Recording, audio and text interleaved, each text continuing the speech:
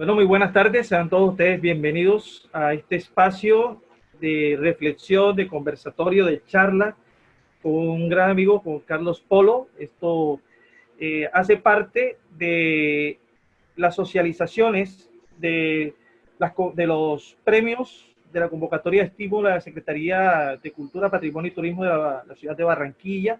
El escenario es tu casa, año 2020, en la modalidad de creación dramaturgia.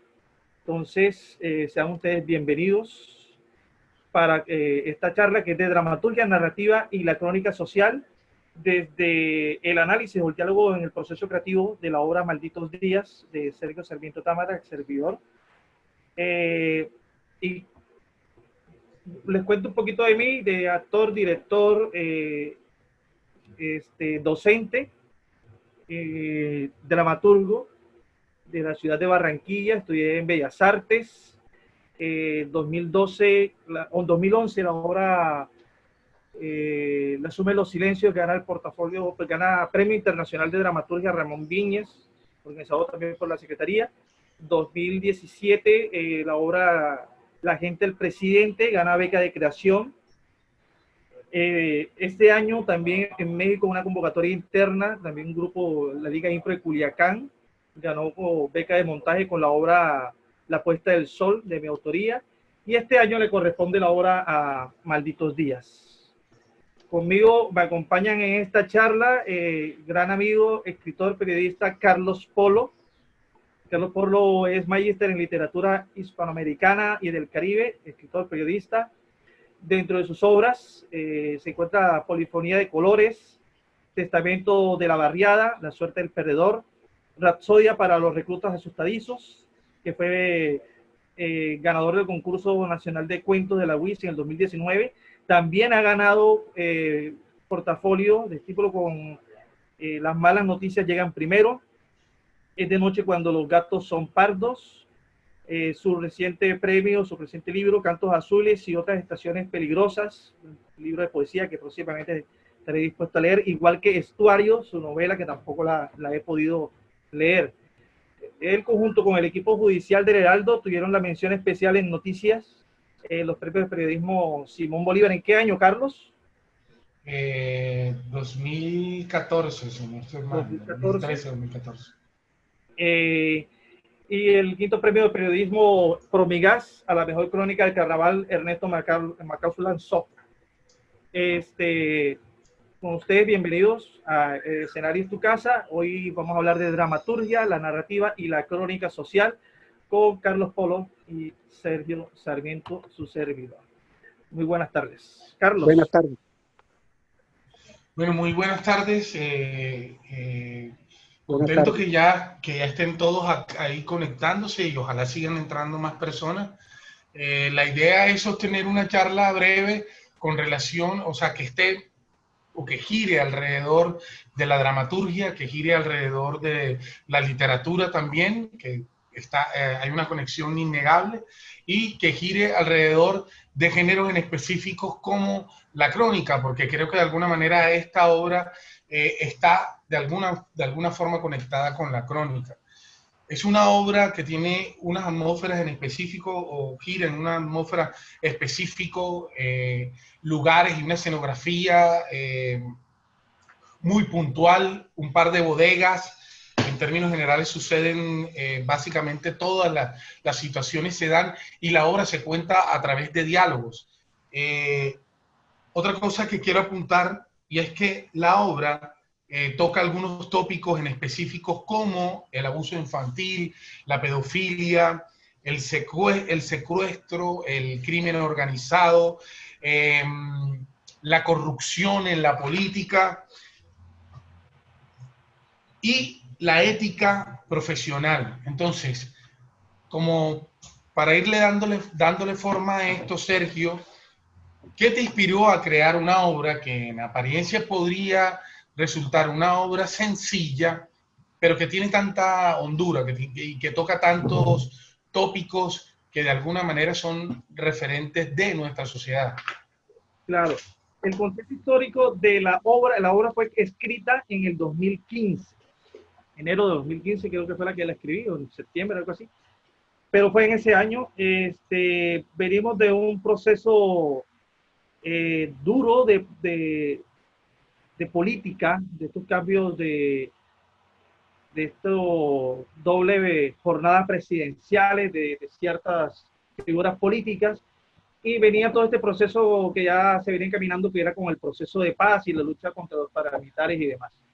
Entonces surgen ciertas ideas, ciertas inquietudes mías de poder hablar y cuestionar desde mi punto de vista factores políticos, factores sociales, más sin embargo no quería entrar como error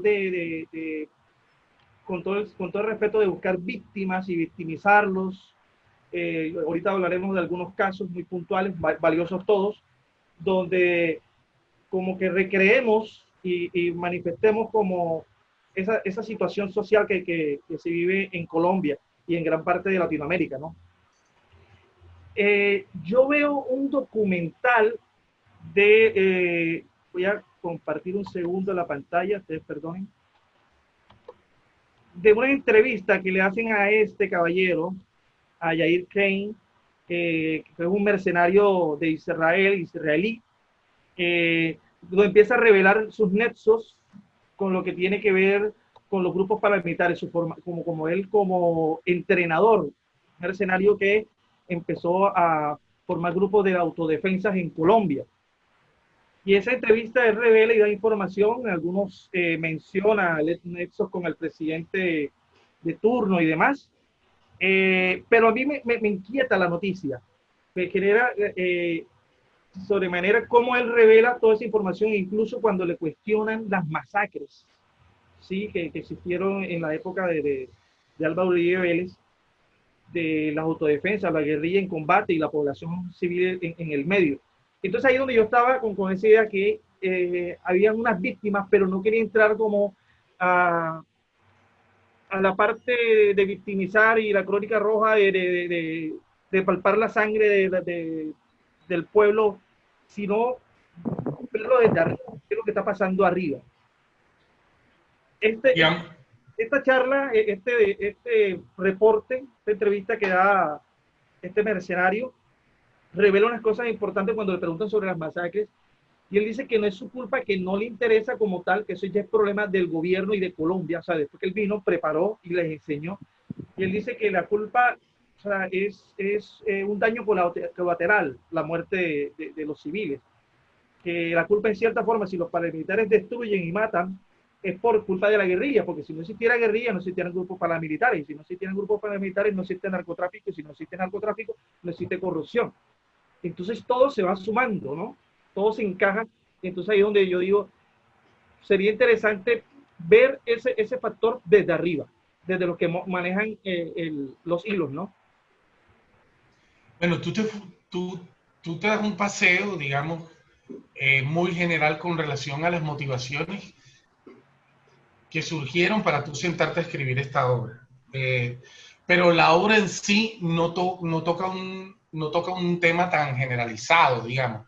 La obra en sí está mucho más focalizada y toca esos tópicos desde lo general, pero se va a una historia muy puntual relacionada con unos personajes. De alguna manera tú, cuando empiezas a hablar, que te inspiras en este personaje nefasto de alguna forma, que estuvo conectado con masacres y con una parte histórica de nuestro país y una parte dolorosa de nuestro país. ¿Qué tanto ese personaje, mirar ese personaje y qué tanto ese personaje te regaló insumos para tus propios personajes de la obra? De alguna manera yo no logro desligarlo del personaje Moisés, o quizás me puedo estar equivocando. Sí, el personaje de Moisés un poco es esa visión de este mercenario. Ahí él va cultivando, va dejando esa semilla, porque tiene una moral y una ética toda extraña, una visión de la guerra, Klein, que yo también se la añado a Moisés, ¿no? del entender que, bueno, a mí me están pagando por eliminar la suciedad, lo que le estorba al gobierno, y si es usted, qué pena, pero hay unas condiciones que la sociedad necesita sobresalir los gobernantes, y usted estorba. Pero ahí también está el otro factor que vamos a entrar después a hablar, que es lo de la pedofilia, que a pesar que él masacre y demás, no le gusta que toquen a los niños, ni que usen a los niños para objeto de la guerra. Incluso también este mercenario Klein manifestó una vez, no pude encontrar el video exactamente donde él lo dice, que él, cuando le hablaron en otra entrevista, que la vi hace años en CNN, precisamente después de este documental, yo estaba todavía como armando la historia, y esa frase me motivó mucho más con el personaje de Moisés, porque le preguntaron sobre los niños en la guerra, los niños mercenarios, los niños sicarios, y él manifestó, que aparece casi literal en la obra, que un niño que está inmiscuido en factores de tráfico, de drogas, de sicariato, de asesinato, de guerra, es un niño que ha empuñado un arma, no debería haber correccional para él, debería mandarlo a una cárcel para adultos o ejecutarlos, pues, darle la pena de muerte, no darle la cadena perpetua, darle cadena perpetua o la sentencia de muerte, no rehabilitarlo porque ese niño ya no es un niño, ya es un demonio que existe en la sociedad y nadie lo va a curar, entonces es mejor eliminarlo. Entonces es una doble moral, ¿sí? O sea, yo entreno a gente para la guerra, pero con los niños no. Y si un niño está contaminado, es mejor eliminarlo, porque va a ser peor en el futuro. Bueno, Entonces, tú. Sí, sí, continúa.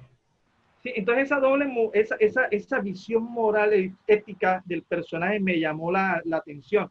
Entonces, ahí donde yo digo, para que este personaje pueda manifestar y poner su punto de vista claro de lo que él siente y percibe de lo que es la guerra y todo este juego de poderes, hay que ponerlo de tú a tú. Y ahí es donde entran los otros personajes, el periodista, la comisionada de la presidencia, el jefe mafioso, ¿sí? Que vienen siendo como esos personajes que podemos decirle que están sobre la media, no sobre los pobres, las pobres víctimas que terminan siendo noticias por un momento de la radio. En cambio, estos siguen siendo y manteniéndose en su, en su vida, ¿no? En su forma de proceder. Algunos que todavía no son señalados como culpables y responsabilizados por tantos hechos atroces que pueden ocurrir en medio de esta guerra, ¿no? Claro, si observamos las estructuras jerárquicas que planteadas en la obra, estaríamos hablando de... ¿me escuchas? Sí, te escucho, lo que no tienes video. Ah, no sé qué habrá pasado con el video. Estaríamos hablando de unas estructuras jerárquicas que van desde un presidente de la República que tiene de alguna manera una incidencia en la obra casi que indirecta, pero esa que tiene un halo poderoso en medio de la situación planteada, pero no aparece en la obra como tal, una incidencia indirecta. Tenemos un senador, un político, tenemos un capo que también, independientemente de que haya hecho carrera a través del crimen, también dentro de la estructura jerárquica, ostenta un poder. Tenemos un personaje que es una especie de mercenario, una especie de paramilitar, que también ostenta un poder, y en lo que vienen después dentro de las bases sociales, podríamos estar hablando del niño, al que no se le da un nombre, sino se le da un alias, el Brinco, el tío, el que también se tiene en la obra se nombra como el Pipi, y la perra, el sicario, que es el hombre que ha estado siempre como en la penumbra. A mí me gustaría que me hablaras de qué manera servía o funcionaba para tu búsqueda narrativa mantener este personaje con cierta tensión ahí escondido tras bambalinas, porque era importante mantenerlo en la penumbra. Si en algún momento también ese planteamiento jerárquico con relación al poder fue consciente de tu parte crearlo de esta manera, y de alguna manera cumplían una función dentro de lo que querías contar. Sí, ahí para llegar al hombre en la penumbra, podríamos, vuelve Moisés a escena y esa visión de él de mantener a los niños fuera de la guerra, de todo este flagelo, ¿no? Eh, y este personaje misterioso que es como su guardaespaldas o como que es su, su ángel vengador, hecho a su imagen y semejanza, su punto, eh, digamos, hasta paternal, la parte paternal de Moisés, ha criado a este ser que está ahí en la penumbra. Entonces yo lo pensé manteniendo así distante, e incluso cuando él narra del cómo lo conoció, para los que no han leído la obra no les quiero hacer mucho spoiler, de cómo lo conoció y que le quede al público esa sensación de que no existe ese personaje, para que al final se revelara que sí, que ahí estaba, y él lo crió, ¿sí?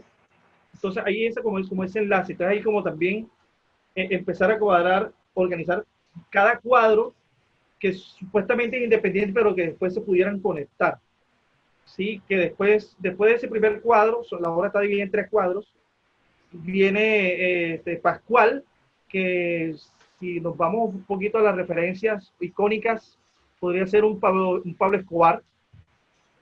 ¿Sí? Ahí también me voy a un hecho, ahí también me voy a un hecho histórico de la ciudad, del país, y es la muerte de Diana Turbay, cuando la secuestraron y fueron y la rescataron y murió ella en el medio de rescate y demás.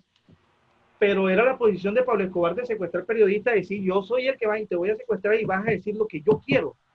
Y aquí se va a demostrar quién es el que tiene el poder, porque precisamente la prensa entra a jugar un factor muy importante entre todas estas cuestiones sociales, ¿no? Claro, Entonces, utilizas un personaje que también es un personaje central y que de alguna manera te ayuda a contar la historia, y es un periodista, ¿no? En este claro, caso, es un periodista al que precisamente secuestran el capo, Pascual, con unas necesidades muy puntuales. Necesito que cuentes esta historia. Y ahí juega un poco la ética profesional, ¿no? claro. Y lo otro es que es donde cuando entra la prensa, cuando entra el periodismo en la historia, empezamos a hablar, o podríamos empezar a hablar dentro de la dramaturgia, la crónica dentro de la dramaturgia, intentar hacer crónica, periodismo dentro de la dramaturgia. ¿Conoces referentes anteriores donde se intente esto, contar una historia de orden periodístico y llevarla al teatro? Precisamente este año, con todo y pandemia, se alcanzó a estrenar en España el grupo de teatro, ahora se me escapa, fue como una creación colectiva, una obra que construyeron entre varios dramaturgos y directores de allá, que se llama Jauría, sí, este año. Y la obra lo que trata va por el lado del teatro testimonial, y lo que la obra maneja es desde las entrevistas, desde los reportes periodísticos y demás, lo que ocurrió con la chica que fue violada por 5 personas en la fiesta de San Fermín, en España, ¿no? Entonces lo llevaron a escena, pero entonces a manera de teatro documental recrean o muestran lo que la gente percibió, vio y todo el juicio mediático. Y cómo termina prácticamente esta mujer violada y todo eso siendo simplemente un hecho noticioso, porque la noticia no fue la violación, o la víctima no es la violación, sino el hecho que fue la fiesta y fueron 5 hombres y cómo se va tergiversando. Por acá tengo unos datos con respecto a eso. Por ejemplo, también está una obra que es la de Proyecto Lamier, que es de el 2000, sí, precisamente el año 2000, que ocurre en Wyoming, Estados Unidos, y es basado en una crónica periodística en la cual murió un estudiante universitario de la Universidad de Wyoming, en Lanier, gay, y se activó la política de odio porque parece que sí hubo un crimen de odio. Y el alcalde y el fiscal y la policía quiso cubrir y dar la muerte por otro hecho, o sea, quisieron encubrir la muerte, pero gracias a las entrevistas y reportajes. Entonces es interesante, esta obra tiene una particularidad que son como 70 personajes que aparecen en la obra, ¿sí? Y todos son personas que, periodistas, gente que vio, compañeros, profesores, policías, y toda manera de reportaje, pero la obra fue recogida de todos los artículos de prensa, de radio y televisión que observaron, lo recolectaron y armaron la obra de teatro. Tenemos Las Brujas de Salem de Arthur Miller del 52, de 1952, que también viene siendo a partir de los análisis de las crónicas de la época en Massachusetts, de lo que tuvo que ver con los juicios a las mujeres de Salem, ¿no? Entonces, incluso si vamos más atrás, podemos hablar de la Guerra de las Dos Rosas o la Guerra de las Rosas, donde Shakespeare muchas veces, en muchas obras, para puntualizar en una sola, mira lo que ocurre en su contexto histórico en Inglaterra y construye las obras, y Ricardo III es lo que es una gran crónica de lo que ocurrió en esa época de las disputas que habían entre los monarcas, ¿no? Entonces la Guerra de las Dos Rosas perfectamente Shakespeare la recrea en lo que tiene que ver con el rey Lear. Bueno, aquí en Colombia está de Miguel Torres, La Siempre Viva. La Siempre Viva, que es una obra que transcurre al interior de un inclinato, de una pensión, donde están todos precisamente en un toque de queda por la toma del Palacio de Justicia. Y por medio de la radio ellos están escuchando las transmisiones y viendo qué es lo que está ocurriendo en el Palacio de Noticias. Y hay un par de desaparecidos que viven en esa pensión, y esas familias están angustiadas porque no saben. Y obviamente saben que hubo muchos desaparecidos. Entonces esa obra también hace una crónica de lo ocurrido en 1985 allá en la toma del Palacio de Justicia.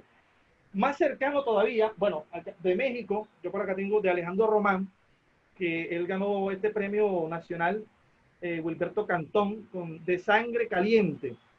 Es una obra, y él que ha entrado como una nueva modalidad en México, que se llama la narcodramaturgia o la narcoturgia. Y es toda recopilación que ahora ellos se avientan a contar los hechos de narcotráfico de Sinaloa y otros aspectos, ¿no? De Barranquilla.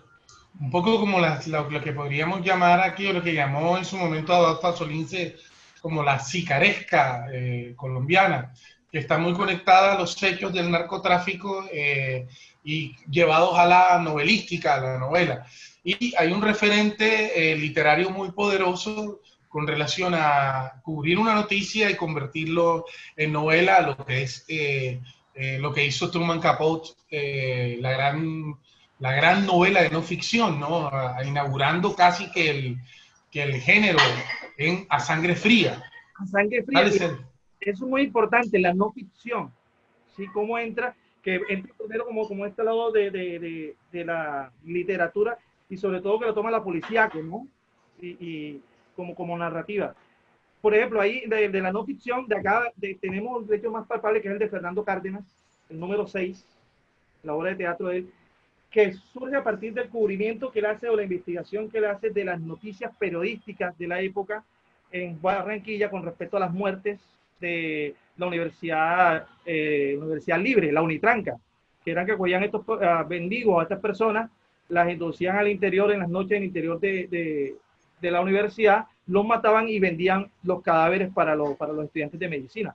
Fernando hace es una no ficción, pero a partir de las crónicas periodísticas que salieron de esa época.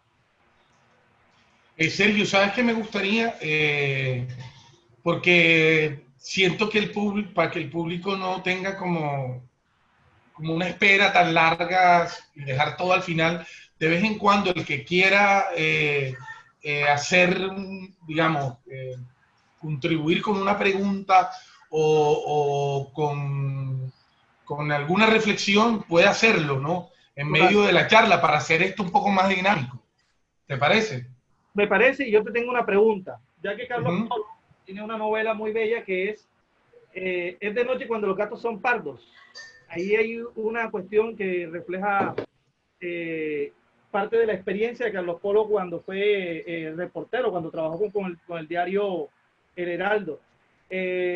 ¿Cómo fue esa experiencia tuya de abordar ese mundo, de llevar el mundo periodístico a la literatura, de tu experiencia, ¿no?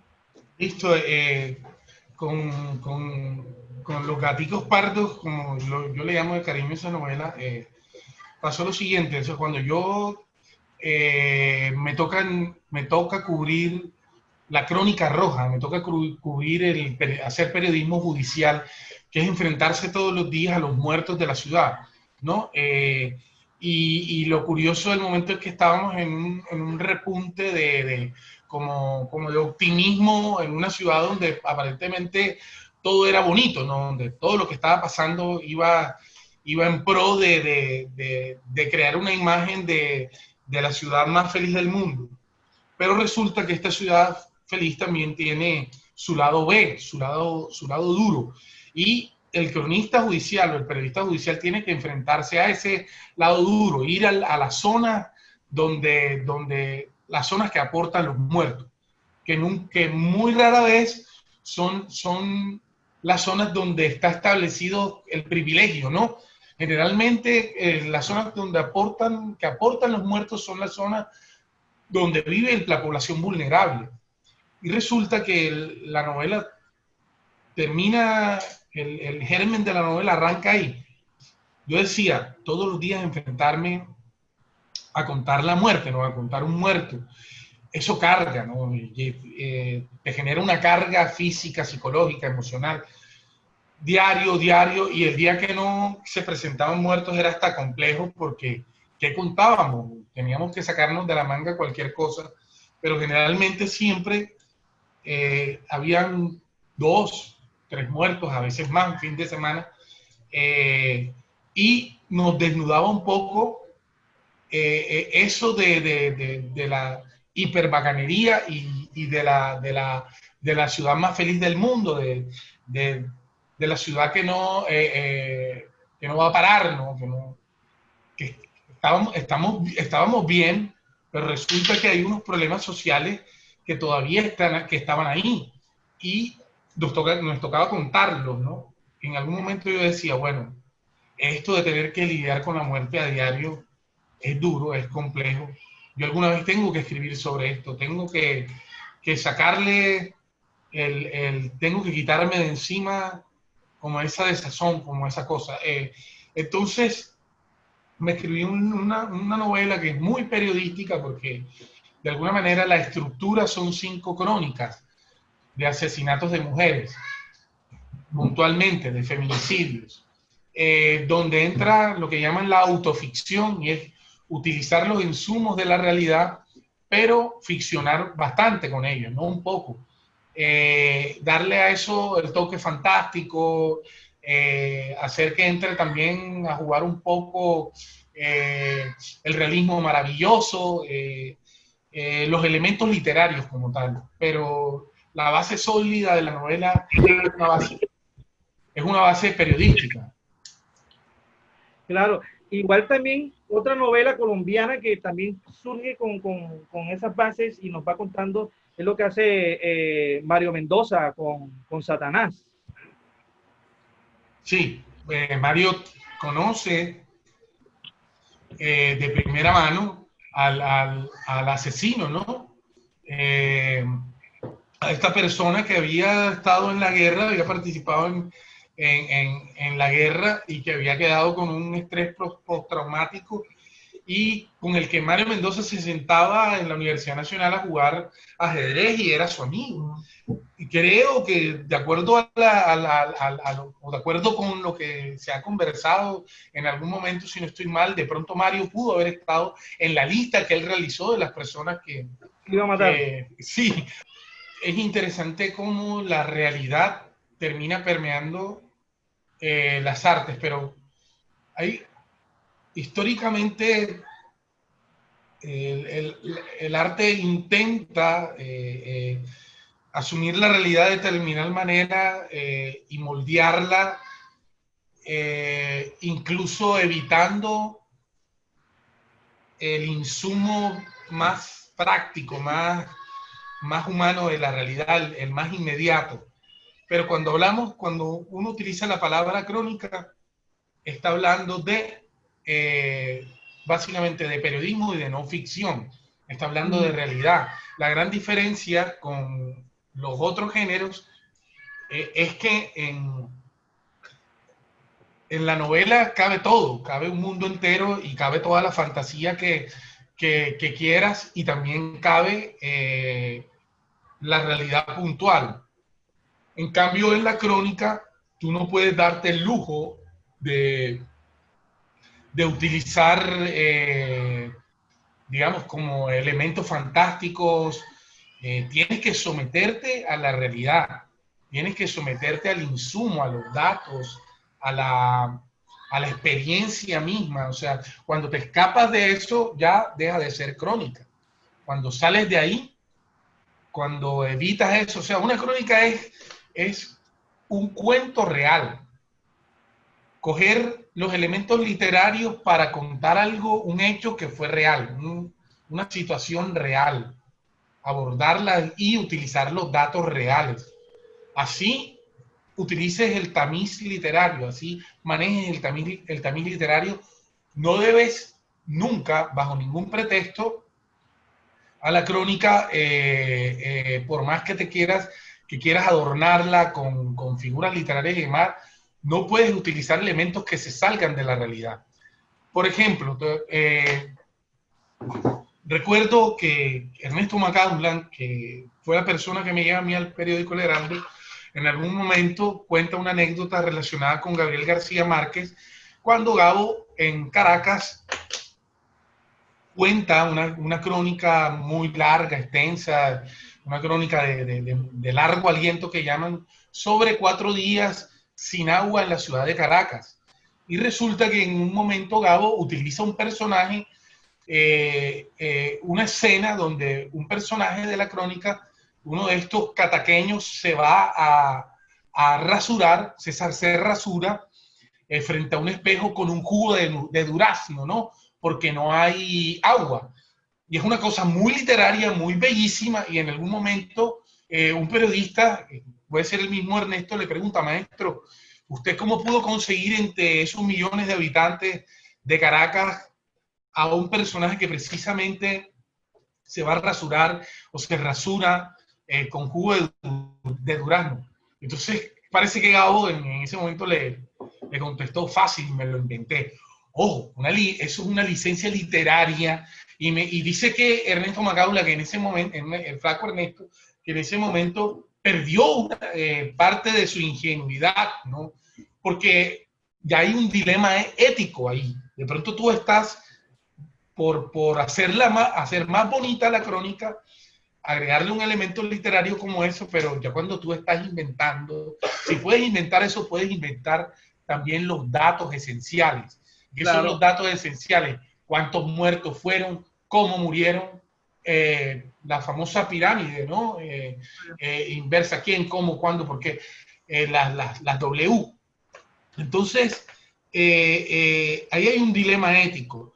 Pero creo que en la dramaturgia como tal, cuando tú utilizas elementos de la crónica, puedes darte el lujo de afectar la realidad, porque no es una cosa noticiosa ni periodística. Claro, claro. Ahí, mira, con García Márquez, eso también ese mundo fantasioso desde el que ponerle adornos a la crónica, lo salvó del litigio de Crónica de una muerte anunciada, porque él lo tomó de una noticia Real, es de su real. pueblo, claro. Hay otro autor, dramaturgo, que es Federico García Lorca, que él lee la noticia de 2 hombres que se mataron en un viñedo porque uno fue y le robó la novia en plena boda, apenas se casó, le robó la novia y se la llevó, y él fue y la buscó y se mataron. Y de ahí se inspira Federico García Lorca para escribir Bodas de Sangre. Lo mismo hace Bertolt Brecht, que cuando estaba la ocupación en Austria del nazismo, y él estaba todavía pendiente de cómo retratar la guerra, y él crea primero un esbozo de cinco cuadros, 5 escenas de lo que tendría que ver con cuestiones que él veía de historias cortas de lo que estaba ocurriendo con el nazismo, ¿no? Y pensó que solamente iba a quedar consigo, pero siguió indagando y siguió leyendo, escuchando historias, estudiando y escuchando historias y leyendo de lo que estaba ocurriendo el día a día en Alemania, y termina haciendo 24, 25 cuadros más, y ahí donde termina haciendo Terror y Miseria del Tercer Reich, ¿ya? Entonces ahí es donde ocurre eso, pero hay una licencia de parte del dramaturgo porque, digamos, Arthur Miller lo hace con las brujas de Salem, le permite la libertad porque hay personajes que hay que construir y hay que mantener una tensión dramática y el hilo narrativo, pues, que es una cuestión que tiene que ver con la creación. Para crear, para construir, hay 3 elementos fundamentales o 3 temas universales: la vida, el amor y la muerte. En toda historia que te quieras meter lo vas a encontrar ligado, y amores de todo tipo, muerte de todo tipo, vida de La todo tipo. guerra también, ¿no? Sí, claro, Y la guerra, la guerra también ya entró ahí en ese proceso, desde la muerte, ¿no? desde la muerte. Como insumo dramatúrgico, yo puedo hablar del yo, o sea, yo, mi experiencia, lo que vivo, de mis traumas, y la primera, porque yo vi un meme ayer, que cuando un joven dramaturgo, cuando alguien se mete a la dramaturgia, lo primero que mete es sus problemas sexuales y sus tabú y todo eso y todo, pero es una purga, ¿sí? Porque empiezo a escribir desde el yo. Pero hay otras 2 fuentes, que está el mundo, lo que está ocurriendo, que podemos tomar la noticia, lo que estamos viviendo, la pandemia, yo puedo escribir sobre eso. Y lo otro es el factor histórico, qué aconteció. Y Brett fue uno de los que también que construyó ahí, porque hizo la vida de Galileo Galilei. Y lo pone en comparación de Galileo Galilei con todo este proceso que él vivió en Alemania, de hasta qué punto tú eres inocente de todos estos cambios sociales, ¿no? Y la otra de él también, bueno, Madre Coraje, pero hay otra puntual de él que es la de, caramba, se me escapó una. Ah, no, mentira, no es de él, no es de él. Es de Martin Sherman, un inglés, que se llama, la obra se llama Beat, B-A-T-A, Beat.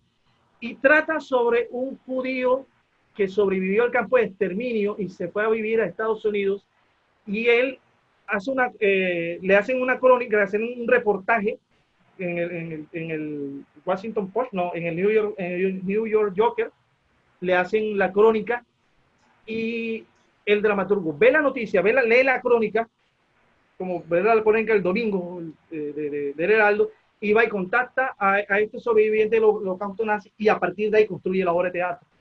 Entonces, pero obviamente tú lees la obra de teatro y vas a encontrar otros parámetros, otro universo, que yo creo que es una libertad creativa que nos permite construir, porque lo que puede llevarte el cine, lo que te puede llevar la literatura a construir múltiples espacios, diferentes atmósferas en la dramaturgia, para pensando en la puesta en escena, ahí sí hay más complicado. Entonces el dramaturgo también tiene que pensar en cómo soluciona el aquí y el ahora, el tiempo y espacio, para poder contar la historia.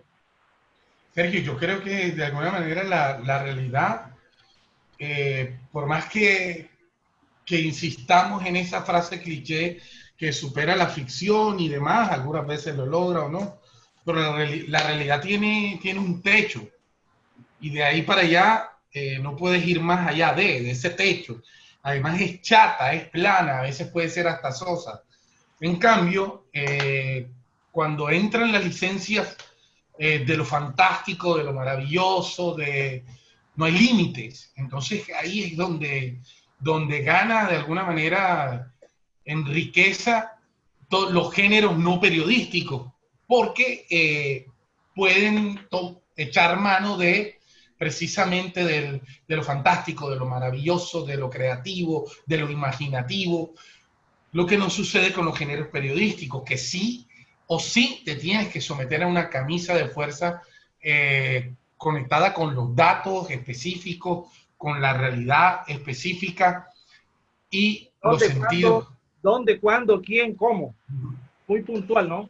yo quería preguntarte una cosa con relación al personaje Alonso, el periodista. ¿Qué función cumple para ti eh, eh, en medio de tus necesidades dramatúrgicas y narrativas para poder llegar al objetivo de tu historia, a lo que buscabas? Eh, el chivo expiatorio. El chivo expiatorio como puntual de que a mí esa escena, ese es el segundo cuadro, a mí me causa un poco de gracia cuando lo escribía con este Pascual y la ingenuidad del periodista, porque cree que le va a hacer la crónica, que le va a hacer una entrevista al mafioso. Y el mafioso le dice, no, yo no quiero una entrevista, te voy a secuestrar para que reveles esta información. ¿Sí? Y es una cuestión es, ¿qué pasa si un periodista, y ahí nos vamos como a la ética, qué pasa si un periodista logra obtener información que verdaderamente muestra quién es quién en la ciudad, en el país, en el mundo? Tiene una responsabilidad social. Entonces, ¿cómo hace? ¿Ya? Y entonces estos personajes lo que hacen es que les ponen a él. ¿Sí? Quiero reventar al presidente, voy a utilizar a la prensa para poder atacar, para poder afrontar todo esto, ¿no? Entonces, ese cuarto poder, ¿cómo puede llegar a jugar? Y hay una cuestión social que, por ejemplo, aquí en Colombia lo vivimos mucho, que decimos, ¿cuánto puede los canales privados, cuánto cubren, cuánto engañan, cuánto ocultan la realidad del país, de lo que verdaderamente afecta? Y porque hay unos canales públicos que sí se atreven y son cuestionados y son los amenazados. ¿Ya? Entonces ahí era como ese punto del periodista, que al fin y al cabo, si dentro de la obra hay una víctima, es el periodista, porque los demás de cierta forma están implicados y están pringados y todo, pero el periodista vendría siendo ese punto que es como revelar un secreto. ¿Sí? Si el periodista se salva, nosotros nos enteramos de lo todo verdaderamente que ocurre con el presidente, que ocurre con Arely, que ocurre con Pascual, que ocurre con Moisés, que ocurre con Pipi, con Perra, con Brinco, con todos. O sea, nos enteramos de todo, de todo. Pero nada, a él había que callarlo porque sabe demasiado.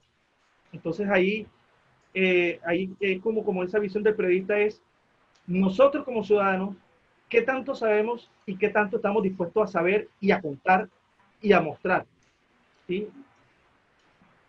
Sergio, hay una cosa que a mí me llamó la atención en específico y es el uso y el manejo de los diálogos. Uno, la historia se sustenta, en la narrativa se sustenta a través de los diálogos. Y lo segundo, el uso de un lenguaje estándar, de alguna manera, de un lenguaje no, que no tiene pretensiones de lenguaje letrado ni de lenguaje culto, sino que son personajes hablantes populares hablando en su jerga popular como tal, y eso me parece, entre otras, un acierto porque te da verosimilitud. Una de las cosas que uno busca precisamente cuando se encuentra frente a cualquier tipo de narrativa es encontrar verosimilitud, que lo que te están contando tú sientas que puede suceder, que es real, que tiene visos de realidad. Yo muchas veces me he tropezado con autores que, por ejemplo, a un sicario criado en lo más bajo de la jerarquización y de la pirámide social, un sicario con un lenguaje y un manejo de lenguaje culto y letrado, que me parece que inverosímil, ¿no? Entonces creo que es acertado la manera en la dinámica que le da a la obra y la atmósfera de la obra relacionada con los escenarios. Es una atmósfera encerrada todo el tiempo, muy oscura. Las escenas se desarrollan en bodegas oscuras. Lejanas. Eh, Lejanas. exacto. Como lejanas en la periferia, ¿no? Alejadas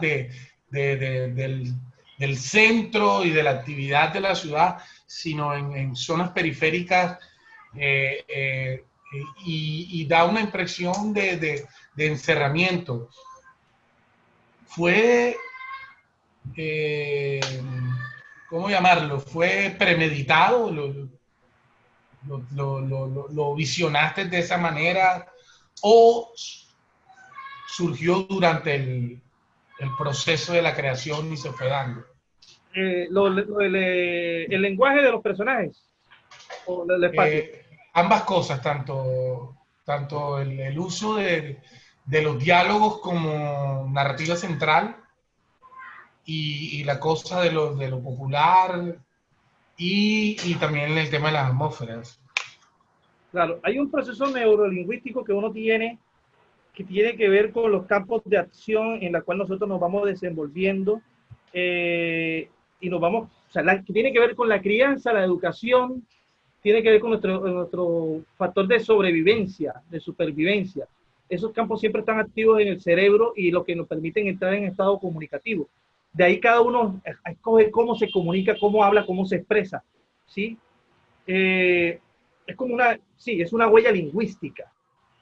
Si nos damos cuenta, así como nosotros tenemos huellas dactilares, también tenemos huellas lingüísticas. Cada uno habla y se expresa de diferentes formas, ¿no? Podemos después hablar de modismos o podemos hablar de jergas y podemos hablar de regionalismo y demás, o sea, el acento costeño, el acento paisa, etc. Pero cada uno, según su formación, según su espacio de crianza, su entorno, genera una forma de discurso. Y si algo dentro de las obras que he escrito me doy garra, es que cada personaje, o sea, ningún personaje puede hablar como Sergio. Sergio tiene su propia estructura de lenguaje y su propia línea de pensamiento. A pesar que yo soy el autor y los creo a ellos, cada uno tiene que tener su propia vida, puede tener su propia forma de lenguaje, su propia forma de expresarse, su propia ideología, que puede que esté en contra de la mía como autor, pero es que eso es lo que lo va a hacer valioso. Porque si yo escribo una obra donde todo el mundo piensa y habla igual, va a aparecer un libro de esos de Atalaya, de los testigos de Jehová, todo el mundo feliz, no existe caos. Entonces, nada, es como ondear y permitir encontrar cuál es el ritmo del habla de cada personaje, cuáles son los recuerdos, cuáles son las atmósferas que él quiere transmitir, cuáles son las preguntas, cuáles son las certezas que él puede dar a partir de su diálogo. Entonces, como sí fue premeditado, sobre todo con Moisés y con Pascual, que vendrían siendo de jerarquía, los capos, los malos, que a pesar que son malos y que pueden tener una misma figura, cada uno es dueño de su orden, de su combo, él es el líder, este es de los mafiosos y este es de los paramilitares, pero tenían que verse distanciados. Y incluso lo dice el mismo Pascual, ¿ya? O sea, si yo hubiese ido a la universidad, fuera también hijueputa, pero estudiado. Pero como no estudié, porque mi mamá pensó que eso no era de servicio, en cambio, a Pascual sí le vemos una línea de pensamiento de que es una persona que lee, que entiende, que no es tan tosca en su formación, ¿no? Entonces, lo mismo el desarrollo del lenguaje del periodista y incluso la del hombre en la penumbra, la de Cuchillo, porque es muy puntual y está dado la condición de lo que necesita Moisés que respondan. ¿Ya? ¿Hicieron tal cosa? Sí, señor, tal cosa, tal cosa. Sí, son unos cánones de palabras muy claras, muy precisos, que da efectividad a ese personaje. Con respecto a los espacios, ocurre el también que ahí estaba, que tiende a ser un poco cinematográfico, pero pensando en la solución teatral, yo decía, tienen que parecerse en cierta forma los espacios, que tienen que ser como bodegas o lugares aislados que le permitan al director o a la puesta en escena, en un cambio de luces, mover y ahí están. Lo cambiaron de espacio, cambiaron de tiempo. Entonces tenía porque la escena de Pascual yo la estaba pensando primero era en una piscina, pero yo decía, caramba, pero plantear la escena en una piscina él hablando con el periodista y las mujeres bailando, o sea, como todo, como retratar ese mundo eh, de cliché de los narcos que están en su piscina con dinero y tomando champán y las mujeres prepagos bailando alrededor.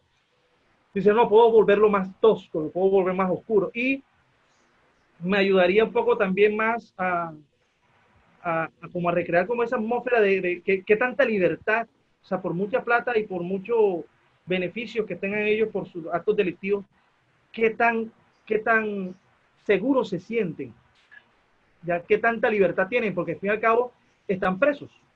Pascual está en su finca, pero está preso.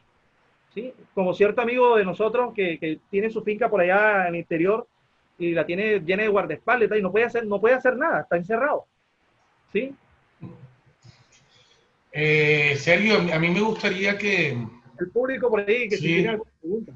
sí, claro, claro, que las personas que están conectadas tengan la posibilidad también de tanto de preguntar como de hacer apuntes, ¿no? Aportar a la charla. Total. Oye, Carlos, con los gatos, sí hubo un asesino en serie en Barranquilla. Ay, Mira, ¿quién ha habido? ¿Quién ha habido? eh, en la historia de la ciudad hasta el momento no se ha identificado una situación como esa de manera puntual. O sea, que recordemos y tal, no, no como tal. Creo que en algún momento asistimos a una situación compleja hace muchos años con un sujeto llamado el sádico del Charquito. El sádico, el chiquito. Ujú. Pero creo que no sé si solamente violaba o alcanzó a asesinar. Creo que asesinó a eh, alguien. y recientemente hay dos hechos bastante complejos. Uno de un tipo al que la prensa quiso llamar el satánico. No sé si le seguiste la pista, Más o que menos, ¿no? parece que tiene como 5 muertes y dentro de esos a una mujer, se descubre la muerte de una mujer apellido Pájaro, ¿no?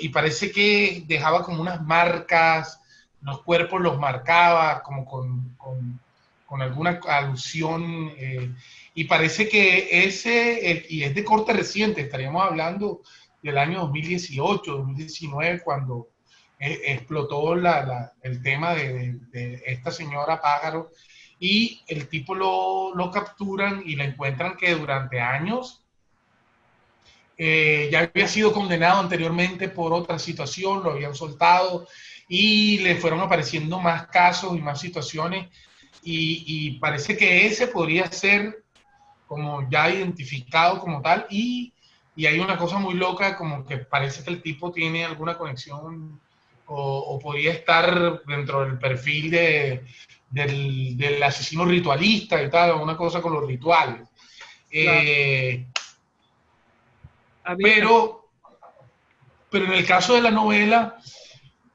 yo cubrí varios asesinatos de mujeres en la ciudad y el departamento, digamos, en la zona, Metropolitana.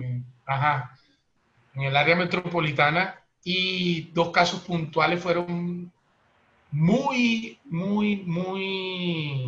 Cercanos. muy complejos, digamos que tenían como unos elementos en específico que fueron los que me dispararon a mí. Yo a través de esto puedo convertir esto en literatura, en darle la vuelta. Entonces cogí como 5 de los casos de eso, pero eran casos aislados.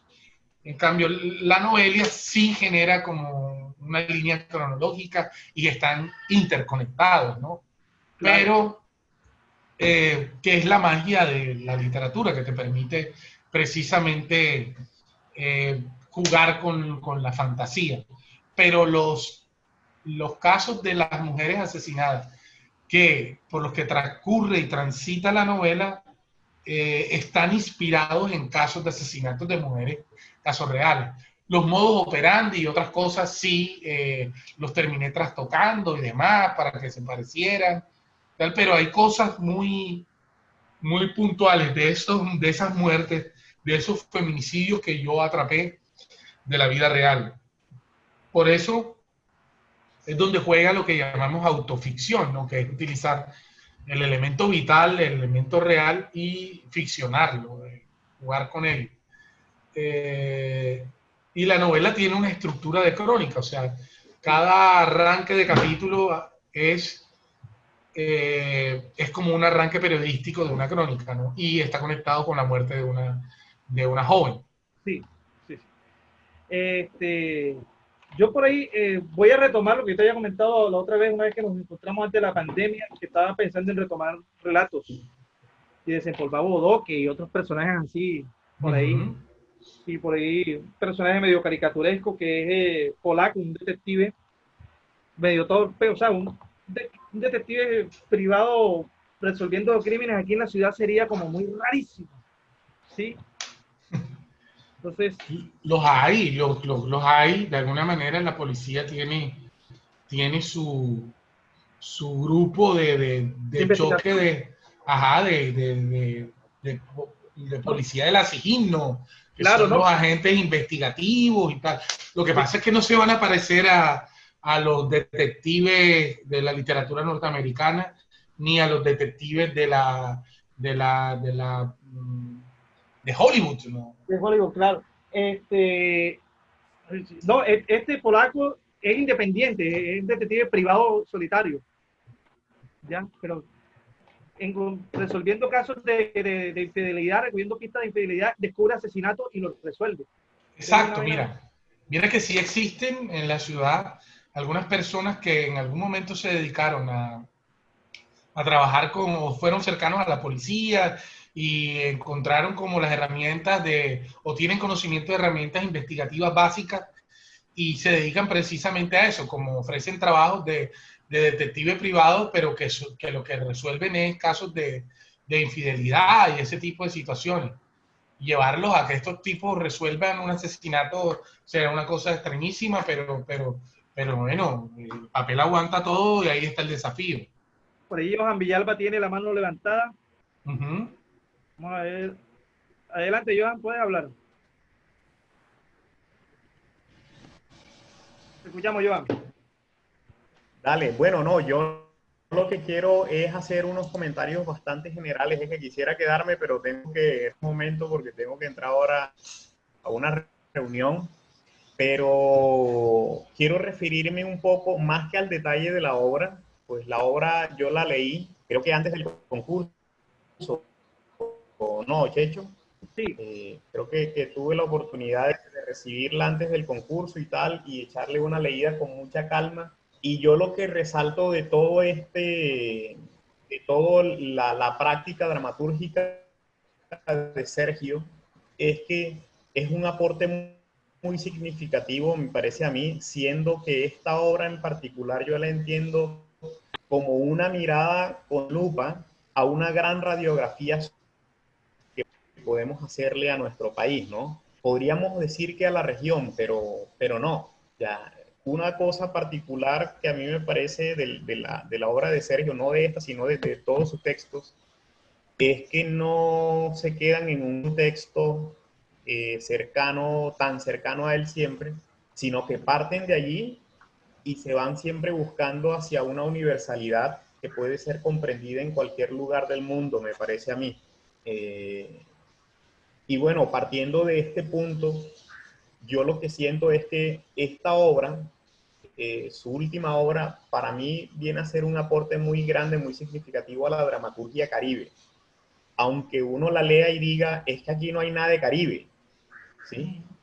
Pero ahí hay mucho, comenzando por el hecho de que su autor es un autor caribeño, ¿sí? Y precisamente ahí está el aporte, que aunque en apariencia no haya contenido de nuestra cultura, de nuestra idiosincrasia caribeña, lo que estamos diciendo es que no necesariamente tenemos que hablar siempre de los mismos temas y que con nuestra dramaturgia, con nuestra narrativa, perdón, con nuestras historias, podemos comenzar a construir una narrativa universal a partir del contexto caribe nuestro y que eso puede llegar a tocar a gente en otros,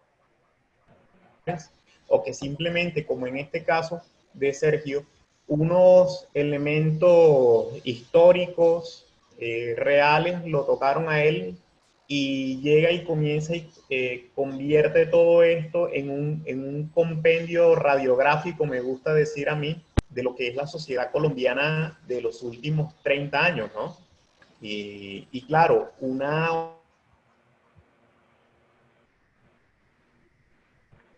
Se te cortó el audio, Joan. Joan, se te cortó el audio.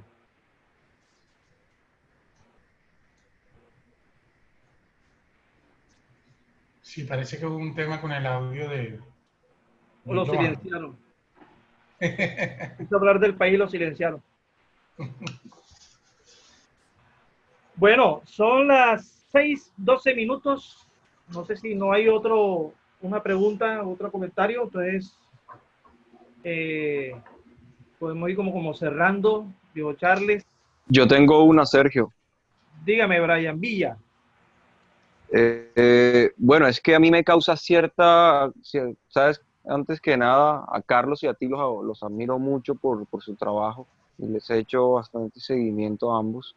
Eh, pero particularmente con Sergio me sucede una cosa y es que cada vez que leo un texto siempre me sorprende con algo. En este en particular, digamos, en la estructura técnica de una dramaturgia normalmente después del título van los personajes que intervienen en la obra, ¿no? En este caso en particular es exactamente en la primera escena, eh, Moisés actúa como dramaturgo coloquial y en ese momento le dice, a ti te voy a llamar Pipí, y en mi barrio había un man que se llamaba Pipí y no me sabía el nombre, pero tú eres Pipí. Y tú tienes culo de cara de marica, pero tú eres Pipí. E inmediatamente también le dice, y tú eres la perra. Y la perra y el Pipí enseguida quieren una voz dentro de la obra, ¿sabes? Como personajes. Yo no sé si esto se podría llamar como dramaturgia dentro de la dramaturgia, porque se está construyendo básicamente otro universo por el mismo personaje. Y a lo mejor también tiene que ver un poco con los actos del habla. No sé si estoy equivocado, pero sí quisiera saber un poquito por qué, digamos, ese juego de renombrar dentro de la historia, o sea, mejor dicho, ¿qué impulsa básicamente esta construcción? Generalmente, cuando yo le armo los personajes, le pongo los nombres de los personajes, generalmente en la mayoría de obras, los personajes tienen el nombre, o sea, como se llaman los personajes, inciden en su personalidad, en su oficio o su forma de ser. La mayoría son nombres bíblicos, así sea que se llamen Andrés, que es hombre sereno, hombre de carácter. Y todo lo voy como armando por ahí, por ese lado. A mí me inquieta, o a veces me pasa cuando leo dramaturgia y veo de otros compañeros, otra dramaturgia, y veo que aparece, por ejemplo, el nombre Sergio. Y yo empiezo a leer la obra y termina la obra y en ningún momento lo llamaron Sergio.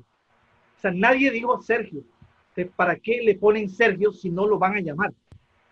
¿Sí? Si nunca le van a mencionar su nombre, porque su nombre es lo que lo va a marcar, eso y eso lo dice Pascual. Te ponen un alias porque el alias es el que te va a marcar. Y yo te voy a marcar así, porque es un hombre y una mujer. Pero cuando llegan a las manos de Moisés, y ahí hay un nombre bíblico, Moisés los bautiza, le dice, no, dentro de mi combo, yo necesito ustedes rotularlo porque yo necesito que tú te llames tal y tú te llames tal y fulano se llama tal. Porque necesita caracterizarlos para poder tomar la ley en sus manos. Recuerden que Moisés fue el que bajó del monte de allá arriba con las leyes de Dios, ¿ya? Y entonces él tiene sus propias leyes, sus 10 mandamientos. Dentro de uno de esos está el no tocar a los niños. En cierta forma, cuando uno lee el texto, muy escondido, está Moisés diciendo cada uno de sus mandamientos, los que él los tiene como tal. Son como cosas por ahí escondidas. Entonces sí hay una necesidad de él para cumplir su misión, para cumplir su objetivo. Estos sicarios o estos traficantes, ¿cómo se llaman? Estas personas que trafican con niños, Y precisamente, mira que ahora que está el caso de Einstein. Sí, entonces están estas personas que trafican, le llevan a los niños a las personas de poder y tal. Él no podía, simplemente yo maté a una mujer y maté a un hombre porque traficaban con niños. Él necesitaba caracterizarlos, que tengan nombre. Esta persona se llama tal, o por lo menos un alias. Yo no maté a cualquiera, yo maté a un hombre porque llevó un niño a un senador. No, yo maté a alias fulano de tal que se dedica a esto. Entonces, no su necesidad de caracterizar. Entonces, yo como autor lo presento como hombre, mujer, pero Moisés dice, no, qué pena, yo les voy a poner nombre. Yo no necesito, yo no me puedo quedar sin nombrarlos, ¿sí? Y él es el único que le pone nombre y les habla, ¿sí? Que incluso que él le cambia el nombre al senador, pero el senador no tiene nombre, pero él se lo pone, ¿sí? Al final. Y la otra cuestión la cuestión es la siguiente, y es que en todas las obras de teatro mío alguien dice, la cuestión es la siguiente, porque necesita entrar a decir, espérate, voy a clarificar todo. La cuestión es la siguiente, es como reformatear el planteamiento que están teniendo los personajes para poder encauzarse. Entonces hay como esos dos, así que los personajes siempre tienen el nombre le corresponde a su rol social, a su personalidad o a su concepto, su discurso, y que alguien tiene que decir, la cuestión es la siguiente para poder hacer un cambio de vista, para tener un punto de vista diferente, que a partir de ahí me va a generar el cambio, el punto de giro, que son como los trucos míos, que me gusta como jugar con eso. Que cuando yo escribo las tramas o cuando yo estoy pensando en la trama, la tengo, pero después tengo que decir cómo se va a llamar fulano. Y a medida cuando voy escribiendo, y esta persona tiene un nombre, la forma de ser de esta persona tiene una peculiaridad, y entonces voy y busco, ahí tengo la Biblia ahí atrás, no soy creyente, pero es una muy buena fuente, es una muy buena crónica la Biblia. Bueno, hay una cosa, y es que, digamos, yo que he venido como leyendo la mayoría digo la mayoría porque sé que tienes muchas obras guardadas debajo de la manga, tú siempre eres reiterativo en esto, ¿no? Hombre, mujer, ella, él, rojo, García, verde, o a lo mejor estampas una esperanza por ahí, ¿sabes? O simplemente como en la suma de los silencios, guión. O en Almas Ausentes, por ejemplo, también tienes él, ella, mujer, hombre, padre, hijo. Yo sé que eso es como una forma, digamos, de universalizar a los personajes y no limitarlos, no dejarlos en la liminalidad. Sin embargo, en esta ocasión aparece hombre en la penumbra. Y como la dramaturgia, digamos, está precisamente construida para ser ejecutada en el espectáculo, yo me pregunto, hombre en la penumbra, precisamente, la construcción desde parte del autor está hecho para que ese hombre en la penumbra sea siempre un hombre en la penumbra en la puesta en escena, o hombre en la penumbra internamente. Es decir, me queda un poco como esa duda, esa construcción, digamos, ¿es externa, es interna o es ambivalente? Con el comentario anterior de Carlos que me preguntaba sobre los espacios, que son espacios cerrados, como bodegas oscuros, permite que el personaje se mantenga a la sombra, en la penumbra, pero es una decisión de él, de mantenerse escondido. Sí, simplemente en el punto, porque el foco lo está llevando pues, generalmente Moisés, pero él siempre tiene que estar aislado, pendiente ahí, calmado. Entonces está en la penumbra. Pero por todo el contexto histórico que retrata Moisés, también hay una cuestión interna de él que lo mantiene en la penumbra. Porque si nos vamos al dictamen o al mandamiento de Moisés, que dice que todo niño que ha tomado un arma, que se ha vuelto un asesino, debe morir, y lo perdonó, él de todos modos está en su propio purgatorio. ¿Sí? Johan, ¿quiere decir algo para ir cerrando? Perdón que ahorita se me cayó la comunicación allí. Era simplemente sí, como para cerrar lo que estaba diciendo al respecto. Y nada, yo sí quiero terminar esa intervención, estas apreciaciones diciendo que, por un lado, felicitar a Sergio por el trabajo que viene haciendo. Yo creo que la dramaturgia que tú vienes construyendo ha venido teniendo una evolución bastante interesante. y eso demuestra el trabajo fuerte que tú has venido haciendo. Y es para entenderlo, es que escribir una obra de teatro no es cuestión de yo me siento y escribo y ya, y me salió. No, esto es un ejercicio de mucho tiempo, de mucha indagación, de mucha paciencia, de interiorización, de análisis del mundo, de la situación, del contexto. Entonces, no es un trabajo fácil, no es un trabajo facilista tampoco. Y yo creo que ese esfuerzo tiene que ser recompensado por nosotros los que estamos en este sector, en este gremio, y darle un espaldarazo a los dramaturgos que se esfuerzan por mantener una producción todos los años, no solamente en Barranquilla, sino en el Caribe. Y bueno, nada, eso era lo que yo quería decir. Felicitar a Sergio por este trabajo que a mí me parece muy bacano.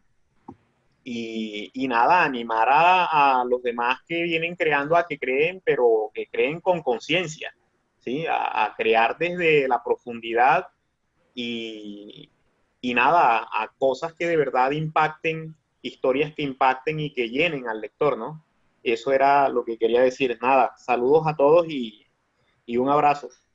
Bien, gracias. No, ahí la cuestión es la siguiente, es plantear, para mí desde la dramaturgia me ha ayudado mucho porque de construir historia, contar historia, y porque es un reto pensar, escribir una historia para teatro. Yo cuando conocí a Carlos Polo allá en Cuarto B, no, en donde José, en parte José, José. y que éramos, que nos encontrábamos en casa de poesía y demás. Yo compartí en algún momento unos relatos que yo escribía en ese tiempo. Tenía una que otra obra de teatro escondida por ahí, pero mi sueño siempre ha sido escribir y ser escritor y demás. Y yo le mostré varios artículos, varios textos a Carlos, y yo le comentaba en ese tiempo y él me decía, no, dale, mariquita. Y yo me acuerdo, por ahí tengo ahí unos apuntes que él hizo una vez, un texto que yo le pedí que me diera su opinión. Me decía, dale sabor a esto le falta esto, pero sigue, marica, dale.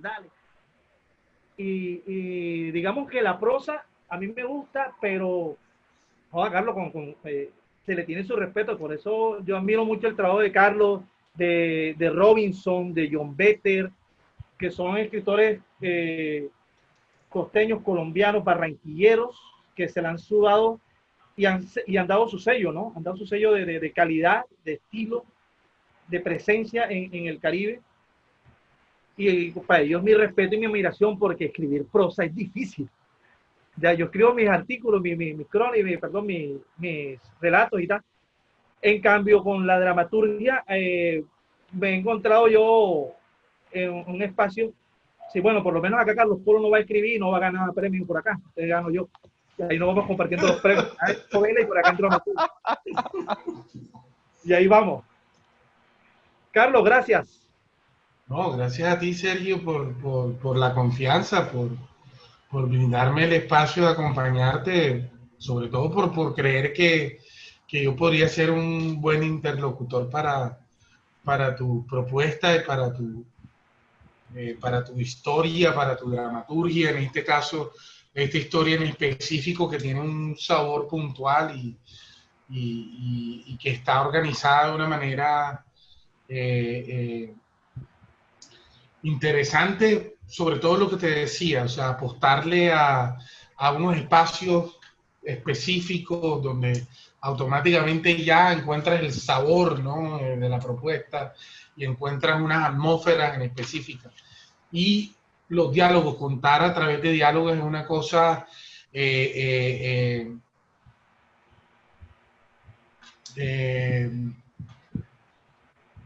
muy valiosa, ¿no? De los buenos dialoguistas reconocidos en el Caribe, Álvaro Cepeda Zamudio, sí, de los buenos dialoguistas de siempre, de la literatura de siempre, Hemingway, y hay gente que no se atreve, hay gente que prefiere, que le hace más apuesta a lo reflexivo, ¿no? Y el diálogo para mí es valioso porque le da una dinámica y le da un color y un sabor específico. Sí, ahí se esfuerza uno en ese sentido, ¿no? Que cada personaje tenga un color en su discurso, en su visión, que cada uno muestre su universo. Ahí con este texto también hay una propuesta para unos estudiantes de comunicación social, como de trabajo de grado final, que ya propusieron hacer el cortometraje de este texto. Ya me lo pidieron, me pidieron la licencia para hacerla. Bueno, porque si tiene le permite, por la forma del diálogo, la estructura del diálogo, que no es tan teatral, y lo de los espacios que le permite como recrear, bueno, vamos a ver cómo les va, ¿sí? Por ahí me están diciendo Vanessa, Daniel, Giselle y otra gente que cuando un taller de dramaturgia, pronto ahí voy a organizar como esos laboratorios de encuentro de dramaturgia, pero como lo estaba haciendo al comienzo de pandemia, Carlos, que era leer dramaturgia, leer autores, reflexionar sobre la estructura dramatúrgica y al mismo tiempo hacer como una clínica de vamos leyendo, construyendo y vamos escribiendo todos y vamos revisando qué está haciendo el compañero. Que yo creo que ese es un ejercicio muy, muy importante. ¿Ya? Bueno, a todos los que nos acompañaron, muchas gracias a la Secretaría de Cultura, Patrimonio y Turismo por estos espacios que le han brindado a la ciudad, como esta convocatoria y estos premios de portafolio El escenario es tu casa, por abrir el espacio a que los artistas, más que el incentivo económico, tengan la posibilidad de mostrar, y en esta época difícil, mostrar su trabajo. A Carlos Polo, nuevamente, mi agradecimiento. Ahorita estamos pendientes de leer su último trabajo de poesía. Le pueden escribir por las redes sociales. Carlos, ven acá, ¿cómo hago para el domicilio, para la casa y tal? Que quiero el libro. Ahí le pueden escribir por redes sociales. Él con mucho gusto los pone a disposición sus libros. Quien necesita la obra, quien quiera leerla, me escribe por el interno de Instagram, o por WhatsApp, o por Facebook, y yo con mucho gusto se los envío. Muchas gracias. De hecho, Dígame, caballero. Yo sí espero que haya funcionado la dupla, ¿no? Que te hayas sentido cómodo con el desarrollo de la charla y que te haya servido como buen sparring y como buen interlocutor. Claro. Hacía rato no nos sentábamos a charlar de literatura y me hacía falta. Muy bien. Bueno, no, gracias a toda la gente que se conectó por sus comentarios, por haber participado y que estuvieron con nosotros durante todo el trayecto de esta charla. Y nada, cuentan conmigo. Me encuentran en Facebook como Carlos Polo, y también me encuentran en Instagram como Carlos Polo escribe, Carlos y en Twitter, nada. Y seguir conversando, la idea es seguir conversando acerca de la literatura y de esta cosa maravillosa que de alguna manera nos permite estar acá, que nos ha salvado la vida, supongo, ¿no? Sí. No, le ha dado un sentido a la vida. Total. Bueno, muchas gracias a todos ustedes, que pasen feliz noches.